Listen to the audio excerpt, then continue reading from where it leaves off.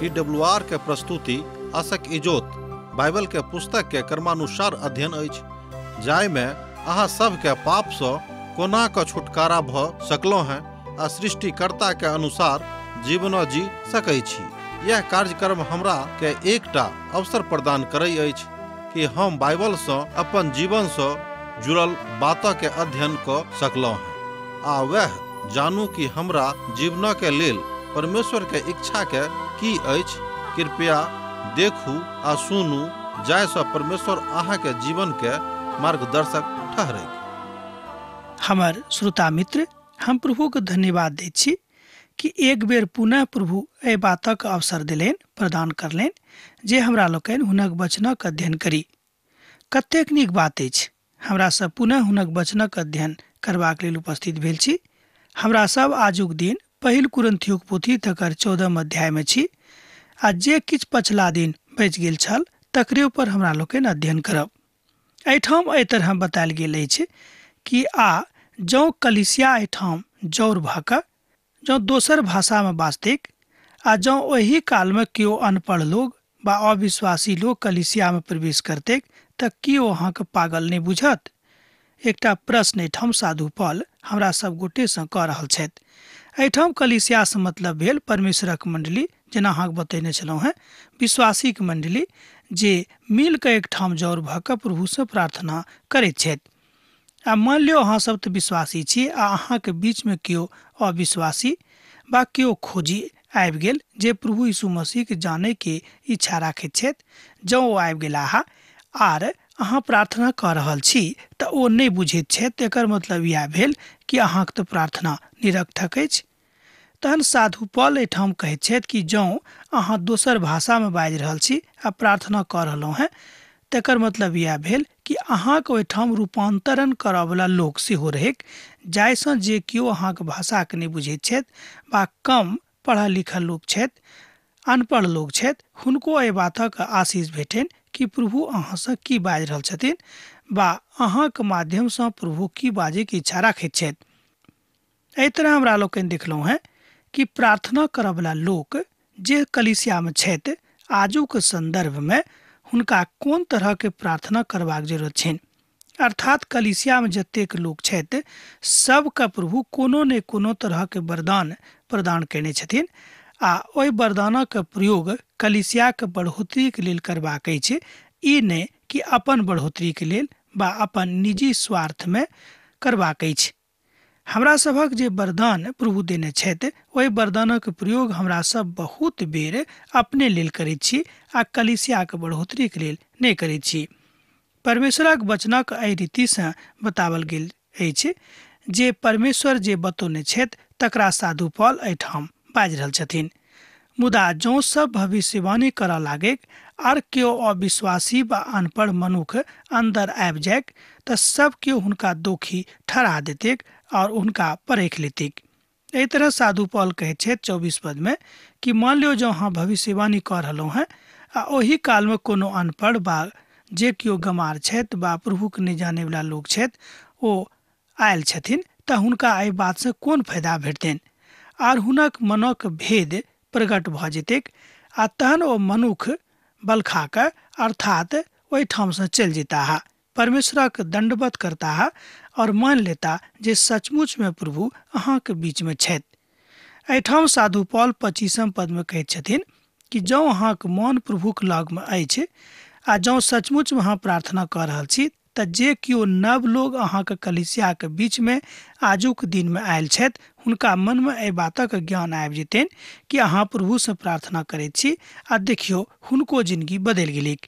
एहि बातक गवाही ओ स्वयं देताह कि कलीसिया में अयलाक बाद हमर मन प्रसन्नचित भऽ गेल आ हमर मन जे दुखित छल से हर्षित भऽ गेल।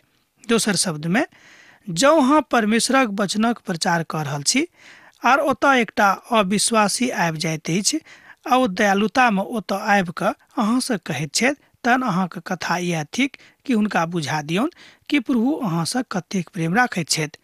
आजुक दिन हमर भाई बहन अहाँ बातक बुझबाक अछि कि यीशु मसीह अहाँसँ कतेक प्रेम करैत छथि। तैं देखियो हमरा सब अपने भाषा में परमेश्वरक वचनक अध्ययन कऽ रहलहुँ हैं, जाहिसँ एहि बातक और नीक रीति से बुझि सकी। तैं हे हमर भाई सब की करबाक चाही। जहन हाँ जर होइत छी तऽ सभक हृदय में भजन उपदेश बा दोसर भाषा बाजे के इजोत आ तकर अर्थ बुझे के बात अहाँ सभक आत्मिक उन्नति के लेल होयबाक चाही। एहिठाम साधु पॉल बाजि रहल छथि कि जँ अहाँक दोसर भाषा बजे के ज्ञान भेटल अछि तऽ ई आत्मिक इजोत अहाँक कलीसियाक लोकक भेटैक जाहिसँ परमेश्वरक इजोतक बुझि कऽ परमेश्वरक संगे ओहो सब बनल रहैत। यह बातक साधु पॉल एहिठाम बाजि रहल छथिन। किएक तऽ बहुत बेर हमरा सब जे ज्ञान प्रभु देने छथि तकर प्रयोग हमरा लोकनि दोसर रीति से करैत छी, अर्थात निजी स्वार्थ में करैत छी। हमरा लोकनि सोचैत छी कि जहन हमरा सभक विकास स्वयं के भऽ रहल अछि तऽ दोसर गोटे के विकास हुए बा नहीं हुए एहिसँ हमरा कोनो मतलब नहीं थिक। हमर तऽ काज भऽ रहल अछि, हम तऽ नीक भऽ रहलहुँ हैं। यह तरह के स्वार्थ विशेष कऽ कऽ आजुक दिन में हमरा लोकनि देखैत छी। हमर भाई बहिन, एहि तरहक स्वार्थक भावना मनुष्य जाति के परमेश्वरक दृष्टि सँ खसाबैत अछि। जँ दोसर भाषा में कथा करबाक होइक तऽ दू आदमी तीन आदमी मिलकर बारी बारी सँ बाजैक आर एक मनुखक अनुवाद दोसर मनुख करैक। एहिठाम साधु पॉल एहि तरहक मंतव्य दऽ रहल छथि। आ जँ कोनो कारणे अनुवादक नहीं रहेक तऽ दोसर भाषा बाजे वाला कलिसिया में शांत रहेक आर अपन मन में परमेश्वरक संगे कथा करेक। साधु पॉल एहिठाम जे बातक हमरा लोकनि पढ़लहुँ हैं 27 आ 28 पद में, एहिठाम साधु पॉल कहैत छथि कि मान लियौ जँ कोनो कारणे अनुवादक कलिसिया में उपस्थित नहीं छथि तऽ जे केओ दोसर भाषा बजय वाला छथि हुनका लेल यह नीक रहतनि कि ओ शांत भऽ कऽ प्रसन्नचित्त भऽ कऽ कलिसियाक उन्नति के लेल प्रार्थना करेक। अर्थात दोसर भाषा बजलाक कारणे कोनो तरहक गड़बड़ी बा दुख ओहिठामक जतेक लोग बैसल छनि हुनका नहीं हुएन। किएक तऽ बहुत बेर लोग अपन ज्ञानक देखेबाक लेल दोसर भाषा में बजैत छथि आ जाहिसँ हुनके खाली फायदा भेटैत छनि आ जे केओ ओतऽ बैसल रहैत छथि हुनका कोनो फायदा नहीं भेटैत छनि, किएक तऽ हुनक भाषा के बुझिते नहीं छथि। अर्थात प्रभु यीशु मसीह वचन एहि बातक एहिठाम कहैत अछि कि हमरा सभक ज्ञान प्रभुक नजरी में कतेक महानता के साथ प्रफुल्लित भऽ रहल अछि। जँ अहाँके ज्ञान प्रभुक दृष्टि में प्रफुल्लित भऽ रहल अछि, जँ अहाँक मंतव्य परमेश्वरक नजरी में महानता के साथ आगाँ अछि, जँ अहाँ प्रभुक संगे महानता के साथ सत्यता के साथ आगाँ छी तऽ अहाँ परमेश्वर के मध्य में बनल छी। तहन तऽ अहाँ बुझि गेलहुँ हैं कि भविष्यवाणी करऽ वाला के समय में जे बात भेल अछि तकरा अहाँ नीक रीति सँ बुझियौक। हमरा लोकनि अब 1-2 पदक देखब। भविष्यवाणी करऽ वाला में सँ 2 वा 3 बाजेक आ बाँकी लोग हुनका वचनक परखैक। मुदा जे दोसरा पर बैसल छथि ओ किछ ईश्वरीय इजोतक हुएक वा तकरा ओ चुप भऽ कऽ बताबैक। एहिठाम साधु पॉल कहैत छथि कि जँ अहाँ बुझैत छी कि परमेश्वरक वचन की बाजि रहल अछि अमुक भाई के माध्यम सँ, अमुक बहिनी के माध्यम सँ, तऽ तकरा अहाँ कलिसिया के बुझा दियौक कि परमेश्वरक वचन अहाँके लेल आजुक दिन की कहैत अछि। आब तऽ अहाँ बुझि गेलहुँ होबे कि हमरा सभक कतेक सावधान रहबाक जरूरत अछि जहन हमरा सब कलिसिया में एकत्रित भऽ रहल छी।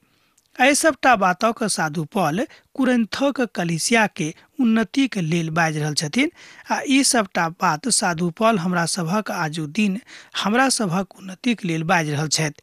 ई दुनू बातक पवित्र पोथी बाइबिल में बड़ स्पष्टता के साथ कहै छथिन। ओहि काल में कुरिन्थक कलिसिया में भविष्यवक्ता रहैत आ ओ भविष्यवाणी कऽ सकैत रहैत, अर्थात भविष्यवाणी के वरदान हुनका भेटल रहनि। साफ गप यह भेल। हमरा सब जानै छी जे फिलिपुसक बेटी भविष्यवाणी कयने छलीह आ प्रेरितक पोथी तकर 21 अध्याय तकर 9 पद में जँ अहाँ देखबै तऽ एहि अध्याय के अहाँ पढ़ि कऽ बुझि सकैत छी जे ओ भविष्यवाणी करऽ वाला छलीह। तहन भविष्यवाणी के बात जे आजुक संदर्भ में हमरा लोकनि देखै छी ओ कतेक महानता के साथ प्रभुक संगे चलऽ वाला छथि। हमर भाई बहिन, की भविष्यवाणी करनाइ उचित अछि? हम तऽ कहब कि उचित अछि, किएक तऽ भविष्यवाणी करै सँ कलिसिया के बढ़ोतरी होइत अछि। मुदा हाँ, अहाँके भविष्यवाणी बनावटी ने, मुदा परमेश्वरक महिमाक अनुसार जँ अहाँके भविष्यवाणी करबाक वरदान भेटल अछि तहने अहाँ भविष्यवाणी करब। किएक तऽ ओहि कालमे जाय कालक बात हमरा लोकनि आजुक दिन देखैत छी। ओहि कालमे कुरिन्थक कलीसियामे बहुत लोग छलाह जिनका भविष्यवाणी करबाक वरदान भेटल रहनि। किएक तऽ अहाँ सब एक एक कऽ कऽ भविष्यवाणी कऽ सकैत छी, जाहिसँ सब केओ सीखैक आर सब शांति प्राप्त करिक। साधु पौल एहिठाम बता रहल छथि कि प्रभु यीशु मसीह के सर्वोच्च सिद्धांत यह रहन कि मनुष्य जाति शांति आ परमेश्वरक प्रेम में बनल रहे, जाहिसँ प्रेमक बढ़ोतरी संसार में होइक। साधु पौल एहिठाम बाजैत छथि कि जँ अहाँके हृदय में प्रेम नहीं अछि आ जँ अहाँके प्रेम अनेरे एम्हर उम्हर जा रहल अछि, तेकर मतलब यह भेल कि अहाँके प्रेम देखौआ प्रेम थिक आ एहिमे कनिको दम नहीं थिक। तहन तऽ अहाँ बुझि गेल होबै कि प्रेम सच्चाई के आधार आ तकर सूत्रधार बन कऽ अहाँके जिंदगी में जँ आयल अछि, तहने अहाँ दूसरा के प्रेम कऽ सकैत छी आ दोसरो के नीक सोचि सकैत छी। मुदा आजुक दिन में विशेष कऽ कऽ हमरा लोकनि देखैत छी कि कलीसियो में स्वार्थी लोकक के कमी नहीं छनि आ ओ स्वार्थ में भरल रहैत छथि आ दोसरा के उन्नति एको रत्ती नहीं चाहैत छथि। तहन की उचित अछि? अहाँ स्वयं हृदय के ऊपर हाथ राखि कऽ सोचियौ कि बात उचित थिक। हम तो कहब कि बात कहियो उचित नहीं थिक कि हमरा लोकनि खाली अपने स्वार्थक देखिए आ दूसरा के छोड़ि दिए। एहिठाम परमेश्वरक वचन एहि बातक बताबैत अछि कि दोसरो के उन्नति के लेल हमरा सभक प्रार्थना करबाक अछि। जँ अहाँ दोसरा के उन्नति के लेल प्रार्थना कर रहल छी, हमर भाई बहन, एकटा हम भेदक बात कहै छी, खूब ध्यान दऽ कऽ सुनियौ कि जँ अहाँ दोसरा के लेल अर्थात दोसरा के बढ़ोतरी के लेल जँ अहाँ प्रार्थना कर रहल छी तऽ ऐसा अहीं के फायदा होइत। किएक तऽ प्रभु बुझ जेता कि अहाँ कतेक नीक लोग छी प्रभु के, जे अहाँ दोसरा के बढ़ोतरी के लेल प्रार्थना कर रहलहुँ हैं। जँ अहाँ बढ़े के इच्छा राखै छी तऽ अहाँ दोसरा के लेल खूब प्रार्थना करू। ई एकटा कुंजी के एहिठाम साधु पौल दऽ रहल छथि। और भविष्यवक्ता के आत्मा भविष्यवक्ता के वश में अछि, किएक तऽ परमेश्वर गड़बड़ी के ने मुदा शांति के कर्ता थिकाह, जेना पवित्र लोकक समस्त कलीसिया में अछि। एहि बातक अहाँ एहिठाम 32 आ 33 पद में देख सकैत छी। जँ अहाँके लग पवित्र पोथी बाइबिल अछि तऽ हमरा संगे अहूँ देखियौ, आ जँ नहीं अछि तऽ कोनो बात नहीं, ध्यान दऽ कऽ सुनियौ। और भविष्यवक्ता के आत्मा भविष्यवक्ता के वश में अछि, किएक तऽ परमेश्वर गड़बड़ी के ने मुदा शांति के कर्ता थिकाह, जेना पवित्र लोक सब समस्त कलीसिया में अछि। अर्थात कलीसिया में जे पवित्रता से भरल लोग छथि, हुनका सभक लेल साधु पौल एहिठाम कहैत छथि कि जँ अहाँ पवित्रता से भरल लोग थिकौ हैं तऽ अहाँ दूसरा के लेल प्रार्थना करियौ। दोसर शब्द में कलीसिया के समस्त अनुष्ठान क्रमबद्ध होयबाक आवश्यकता थिक। प्रभु चाहैत छै जे कुरिन्थक कलीसिया में सब किछ क्रमबद्ध रूप में होइक आ हमरो सभक जिंदगी में प्रभु एही तरहक बातक इच्छा राखैत छथिन कि हमरो सब क्रमबद्धता के रूप में आगाँ बढ़िक। स्त्रीगण कलीसिया के सभा में चुप रहेक, किएक तऽ हुनका सभक कथा करबाक आज्ञा नहीं छनि, मुदा हुनका सभक अधीन रहबाक आज्ञा छनि। पहिल कुरिन्थियों पोथी तकर 14 अध्याय आ तकर 34 पद में बातक बतायल गेल अछि। हमर भाई बहन, एहि शब्दक बहुत कियो अलग अलग रीति से बुझैत छथि, मुदा परमेश्वरक ज्ञान एहिठाम जे बताबल गेल अछि वो ई थिक कि स्त्री के कलीसिया के सभा में चुप रहबाक आज्ञा देवल गेल छनि। अर्थात बतायल गेल छनि कि वो सौम्यता के साथ, सरलता के साथ, विनीत भाव के साथ कलीसिया में चुप रहती, जाहिसँ परमेश्वरक वचनक खूब नीक रीति से सुनिकऽ दोसर ठाम पहुँचा देथिन। अर्थात जँ स्त्री कलीसिया में बैठल अछि तऽ हुनक यह काज अछि कि परमेश्वरक वचनक सुनैक, बुझैक आ तकरा बाद में लोकक जाकऽ बताबैक, जाहिसँ हुनक पड़ोसी में जतेक लोक छथि हुनका परमेश्वरक ज्ञान भेटनि। एकर मतलब यह भेलै कि स्त्रियों का आज्ञा देवल गेल छनि कि अहूँ प्रभु के एकटा दासी के रूप में काज कऽ सकैत छी। चुप रहला से एहि बातक अहाँ सीख सकैत छी, आ जँ अहाँ बकबक करबै तऽ अहाँ किछु नहीं सीख सकैत छी। अर्थात एहिठाम आज्ञाकारिता में रहबाक आज्ञा देवल गेल अछि। बहुत लोग एहि बातक विरोध करैत छथि, किएक तऽ ओहि शब्दक बुझते नहीं छथि। अर्थात प्रभुक वचन एहिठाम की कहैत अछि ओहि अर्थक नहीं बुझैत छथि आ तकर अनर्थ कऽ कऽ ओ लैत छथिन, तैं हुनका जिंदगी में काज नहीं होइत छनि। बजबाक अधिकार हुनका एहि द्वारा नहीं देवल गेल छनि कियाक तऽ स्त्री सौम्यता के प्रतिरूप मानल जाइत छथि आ ओ जहन एहि बातक बुझ जेती तहन अपन ओ पड़ोसी के प्रभु यीशु मसीह सुसमाचारक बड़ नीक सँ दऽ सकैत अछि। यह बात आजुक कलीसिया के स्त्री के सेहो सिखबाक छनि। आ जँ ओ किछु सिखा बजा रहल छथि तऽ ओ बढ़ि में अपन अपन पति सँ पूछे कियाक तऽ स्त्री के कलीसिया में कथा करनाइ लज्जाक कथा थिक। देखियो एहिठाम साधु पौल आर एकटा आज्ञा दऽ रहल छथि कि स्त्री के कलीसिया में कथा करनाइ लज्जाक कथा थिक। एहि वचनक के आखिरी प्रभाग में बतायल गेल अछि कियाक तऽ स्त्री के कलीसिया में कथा करनाइ लज्जाक कथा थिक। एहि बातक पढ़ि कऽ बहुत स्त्री सब कथा कऽ सकैत अछि कि देखियो परमेश्वर तऽ हमरा आज्ञा नहीं देलनि कि हमरा सब कलीसिया में बाजि सकैत छी। हमर बहिन, अहाँ एहि बातक एहि रीति से नहीं लियौ कियाक तऽ परमेश्वर एहि द्वारा एहि बातक आज्ञा देने छथि स्त्री के सौम्यता के रूप आ प्रेमक के सूत्रधार मानल गेल छनि। जँ अहाँ परमेश्वरक बातक कलीसिया में चुपचाप भऽ कऽ सुनबै तऽ अहाँ दोसरो के बता सकैत छी कि प्रभु अहाँ सँ की चाहैत अछि आ एहि बातक स्त्री सँ बढ़ि कऽ दोसर केओ नहीं कऽ सकैत अछि। तैं परमेश्वरक वचन एहि तरहक आज्ञा स्त्री के कलीसिया में बैसला कारणे देवल गेल छनि।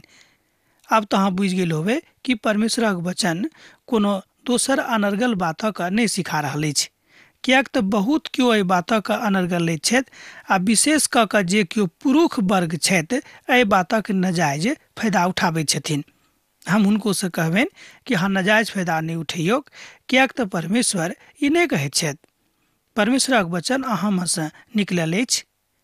ध्यान दियौ कि साधु पौल एहिठाम 36 पद में की कहैत छथि कि परमेश्वरक वचन अहाँ में से निकलल अछि बा मात्र अहींक लग पहुँचल अछि। एहि बातक 36 पद में एहिठाम साधु पौल कहैत छथिन। ई बात तऽ सत्यक छल जे परमेश्वरक वचन हुनका लग पहुँचल रहनि।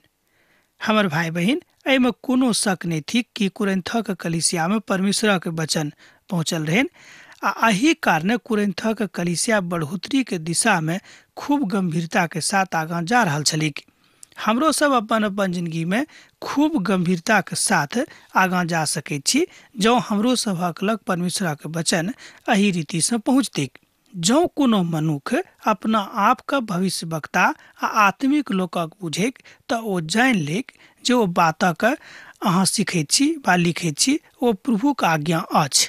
मुदा जँ केओ नहीं जानैत तऽ कोई बात नहीं, हुनका कहियौन जे अहाँ प्रार्थना करूँ आ तकरा अहाँ बाद में जानि लेबै।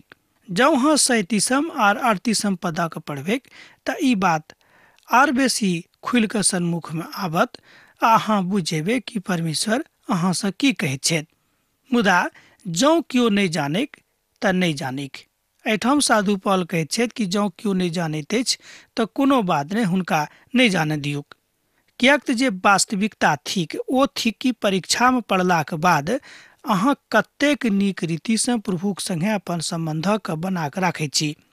मान लियौ कि अहाँक जिंदगी में दुख नहीं अछि, अहाँ सब तरह से ठीक छी आ तहन अहाँ कहैत छी कि प्रभु बड़ नीक छथि आ जहन अहाँ मुसीबत में फंसैत छी तऽ अहाँ बजनाइ आरंभ कऽ दैत छी कि प्रभु नीक नहीं छथि। तऽ की अहाँक विश्लेषण परमेश्वरक लेल उचित अछि? अहाँ स्वयं के एहि बातक विश्लेषित कऽ कऽ देखियौ आ तहन अहाँके स्वयं उत्तर भेटत कि नहीं, अहाँके विश्लेषण उचित नहीं थिक। ओही बातक एहिठाम सत्यापन करबाक लेल साधु पौल 38 पद में एहि तरह बाजैत छथि जेना हमरा लोकनि सुनलहुँ हैं कि मुदा जँ केओ नहीं जानैक तऽ नहीं जानैक। एहि बातक सत्यापन एही कारणे भेल अछि जाहिसँ साधु पौल एहिठाम बता रहल छथि कि परमेश्वरक आज्ञा जहन अहाँक लग पहुँचैत अछि तऽ अहाँ एहि बातक खूब नीक सँ बुझि सकलहुँ हैं। तैं हे भाई लोकनि, भविष्यवाणी करबाक धुन में रहू आर दोसर भाषा बजबा सँ मना नहीं करूँ, मुदा सब बातक शालीनताक अनुसार बा क्रमानुसार कयल जायक। साधु पौल चाहैत छथि कि कलीसियाक जे कार्यक्रम थिक, अर्थात साधु पौल चाहैत छथि कि जे काज कलीसिया में अछि से क्रमानुसार कयल जायक। जँ हमरा सब कलीसिया में क्रमानुसार काज नहीं कऽ सकलहुँ हैं, जँ हमरा सब अपन जिंदगी के नीक से नहीं चला सकलहुँ हैं, क्रमानुसार आगाँ नहीं बढ़ा सकलहुँ हैं, तेकर मतलब यह भेल कि हमरा सब सर्वोत्तम आत्मिक जिंदगी के वरदानक अखन धरि प्राप्त नहीं कयने छी। आ जँ अहाँ सर्वोत्तम आत्मिक वरदानक प्राप्त कऽ चुकलहुँ हैं, तेकर मतलब यह भेल कि प्रभु यीशु मसीह के सुसमाचार अहाँके हृदय में आबि गेल अछि आ ओही रीति से अहाँ अपना जिंदगी के चलौनाइ शुरू कऽ देने छियै आर अहाँ अपन जिंदगी के आगाँ प्रभु के राखैत छियनि। हमर भाई बहिन, जँ अहाँ अपन जिंदगी के आगू में प्रभु के राखबै, प्रभु यीशु मसीह कहबै कि यौ अहाँ हमर अगुवाई करू, तहन अहाँके जिंदगी में प्रभु यीशु मसीह के अपार शांति के अनुभूति होइते। एहिठाम वचन बताबैत अछि कि जे केओ प्रभु यीशु मसीह के अपन जिंदगी के निजी उद्धारकर्ता के रूप में ग्रहण करने छथि, ओ सब केओ परमेश्वरक वचनक जानैत छथि आ विशेष कऽ कऽ हुनक प्रेमक सीख चुकल छथि। एहि रीति से हमरा लोकनि देखैत छी कि जे सभ्यता हमरा सभक बीच में उन्मुख भऽ कऽ आबि गेल अछि, ओ थिक शांति। सबके शांतिक जरूरत अछि। तैं कुरिन्थो के कलीसिया के बता रहल छथि साधु पौल कि क्रमानुसार अहाँ परमेश्वरक नजदीक में जाउ आ जे काज करबाक आज्ञा अहाँके भेटल अछि तकरा अहाँ क्रमबद्ध रूपे करू वा अनर्गले नहि करू। किएक तऽ बातक हमरा लोकनि दुनियामे सीखैत छी कि क सिखलाक बाद ख सीखैत छी आ ख सिखलाक बाद जतेक आगूके शब्द आबैत अछि तकरा हमरा लोकनि सीखैत छी। आ जँ एम्हरसँ ओम्हर वा ओम्हरसँ एम्हर सिखबै तऽ हमरा लोकनि नीक रीतिसँ नहीं सीख सकैत छी। आ जँ सिखबो करब ताहिमे बहुत समय लागत आ अनेरे हमरा सभक काल जियान होइते। तहन प्रभु नहीं चाहैत छथि कि हमरा सब अपन अपन कालक जियान करिए। हमर भाई बहिन, एहिठाम परमेश्वरक वचन हमरा सभक ई बताबैत अछि कि प्रभुक शांति आ प्रभुक वरदान जे दोनों अहाँके भेटल अछि, तकर प्रयोग अहाँ अपन अपन कलीसियाक बढ़ोतरी के लेल, अपन अपन समाजक बढ़ोतरी के लेल, अपन गामक बढ़ोतरी के लेल, अपन देशक बढ़ोतरी के लेल करियौ। तहने हाँ एक नीक मसीही कहला सकलहुँ हैं वा कहा सकलहुँ हैं आर प्रभु अहाँ से प्रेम और बेसी करता है। एहि बातक हम आश्वासन अहाँके परमेश्वरक पवित्र वचनक अनुसार दऽ सकैत छी। जँ अहाँ पवित्र वचनक सीखैत छी तऽ एहि रीतिसँ अहूँ गवाही दऽ सकलहुँ हैं कि प्रभु अहाँ से प्रेम करैत छथि आर प्रभु से अहूँ प्रेम करनाइ आरंभ कऽ देलहुँ हैं। अब पवित्र आत्मा के काज अहाँके जिंदगी में होइत आर अहाँके द्वारा अहाँके समाज, अहाँके कलीसिया, अहाँके देश प्रफुल्लित होइत। देखियौ कतेक नीक काज अहाँके हाथे होइत। अहाँ कहै छी कि हम तऽ बड़ छोट लोग छी, हमरा से किछु नहीं भऽ सकैत अछि। तहन देखियौ प्रभु कतेक पैघ पैघ काज अहाँ से कराबे के लेल तैयार छथि। अहाँ स्वयं के प्रभु के दऽ दियौ आ ई काज अहाँ से भऽ सकैत अछि। अब आजुक अध्ययन हमरा एही ठाम समाप्त करबाक आज्ञा दिया, किएक तऽ काल भऽ रहल अछि विदा होइके। हाँ, पाती लिखनाइ नहीं बिसरायब, लिखैत रहब। यीशुक नेह अहाँके जिंदगी में बनल रहेक। आमीन। हमर विश्वास अछि कि ई कार्यक्रम अहाँके लेल लाभदायक सिद्ध अछि। हम चाहै छी कि अहाँ अपन आशीषके हमरा संग साझा करू। जँ अहाँ के नजीक बाइबलसँ आ जीवनसँ संबंधित कोनो प्रकारके प्रश्न भऽ सकै अछि तऽ अपन समस्याके लेल प्रार्थना करबाके लेल जँ चाहै छी तऽ हमरा फोन नंबर पर जरूर संपर्क कऽ सकै छी। परमेश्वर अहाँ सबके लेल एकटा सुंदर, सुखद, आनंदित दिन प्रदान करैक।